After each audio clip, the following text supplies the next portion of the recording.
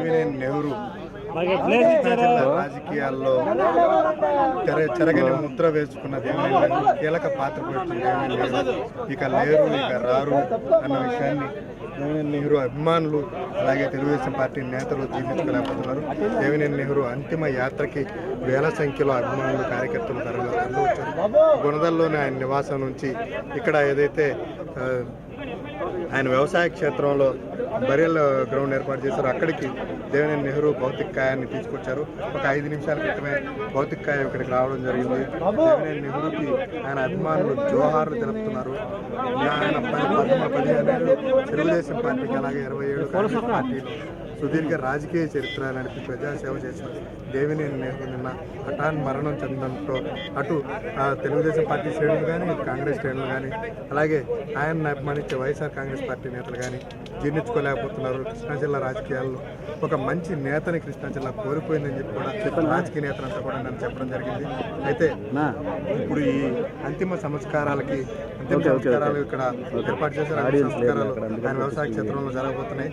తన తనయుడు అవినాష్ తన తండ్రిని ఉన్నామ నరకం నుంచి తప్పించేందుకు అంతిమ సంస్కారాలు చేయబోతున్నారు. అలాగే ఈ అంతిమ సంస్కారాల్లో పాల్గొనేందుకు ఎవరైతే మంత్రులు ఉన్నారో రాష్ట్ర మంత్రులు, అలాగే తెలుగుదేశం పార్టీ రాష్ట్ర అధ్యక్షుడు కళా వెంకట్రావు, అలాగే కొల్లు రవీంద్ర, దేవినేని నెహ్రూ సోదరుడు దేవినేని ఉమాతో పాటు బోండా ఉమ ఎమ్మెల్యేలు బోండా ఉమ ఎమ్మెల్సీ బుద్దా వెంకన్న తదితరులు కూడా ఇక్కడ ఈ అంతిమ సంస్కారాలకి హాజరు కావడం జరిగింది. అలాగే వైఎస్ఆర్ కాంగ్రెస్ పార్టీకి చెందిన పార్థసారథి, జోగి రమేష్లు కూడా హాజరయ్యారు. కాంగ్రెస్ పార్టీకి చెందిన మరికొంతమంది నాయకులు కూడా ఈ అంతిమ సంస్కారంలో పాల్గొనేందుకు తరలి వచ్చారు. సినీ నటుడు మోహన్ బాబు అయితే నిన్న రాత్రి 7 గంటల నుంచి ఈరోజు ఉదయం అంతిమ యాత్ర ప్రారంభమయ్యే వరకు కూడా దేవినేని నెహ్రూ ఇంటి వద్దే ఉండి ఆయన కుటుంబ సభ్యులకు ప్రగాఢ సానుభూతి తెలిపారు, నివాళులర్పించారు. ఒక సోదరుణ్ణి కోల్పోయాను, ఇది తీరని లోటు అని చెప్పి సినీ నటుడు మోహన్ బాబు చెప్పడం జరిగింది. అలాగే తెలుగుదేశం పార్టీ కూడా తీరని లోటు ఇది అని చెప్పి ఏపీ సీఎం చంద్రబాబు నాయుడు నిన్న సాయంత్రం ఆయన భౌతికాన్ని సందర్శించేందుకు వచ్చినప్పుడు చెప్పడం జరిగింది. ఒక రకంగా తెలుగుదేశం పార్టీకి ఇది రెండో దెబ్బనే చెప్పాలి. అయితే వైఎస్ఆర్ కాంగ్రెస్ పార్టీ నుంచి తెలుగుదేశం పార్టీలో చేరారో భూమా నాగిరెడ్డి 4 రోజుల క్రితం అకాల మరణం చెందడం, ఆ శాఖ నుంచి తెలుగుదేశం పార్టీ కోలుకోకముందే కృష్ణా జిల్లాలో ఓ మంచి నేత, కృష్ణా జిల్లా రాజకీయాలని శాసించగలిగిన ఓ శక్తి ఎవరైతే దేవినేని నెహ్రూ ఉన్నారో, దేవినేని నెహ్రూని ఈరోజు తెలుగుదేశం పార్టీ కోల్పోవడం మరో దెబ్బగా చెప్పుకోవచ్చు.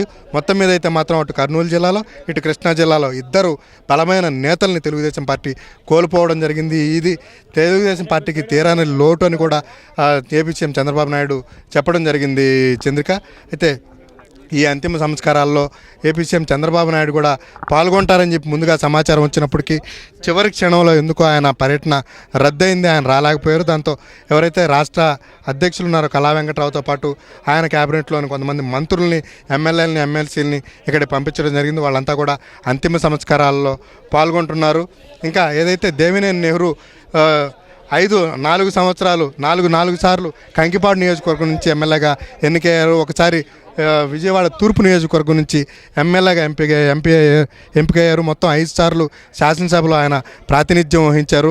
మొత్తం మీద అయితే మాత్రం దేవినేని నెహ్రూ చివరి రోజులో ఆయన సన్నిహితులకి నేను చివరికి ఏదైతే తెలుగుదేశం పార్టీలో సొంత పార్టీకి వచ్చాను, తల్లి లాంటి నా సొంత పార్టీలోకి చివరిలో రావడం జరిగింది, నా చివరి శ్వాస కూడా పచ్చ జెండాతోనే వదలాలి అని చెప్పి ఆయన చెప్పినట్టు తెలుస్తుంది. అయితే అన్ని విషయాల్లో తాను ఒకటి తెలిస్తే దేవుడు ఒకటి తలుస్తాడు అంటారు.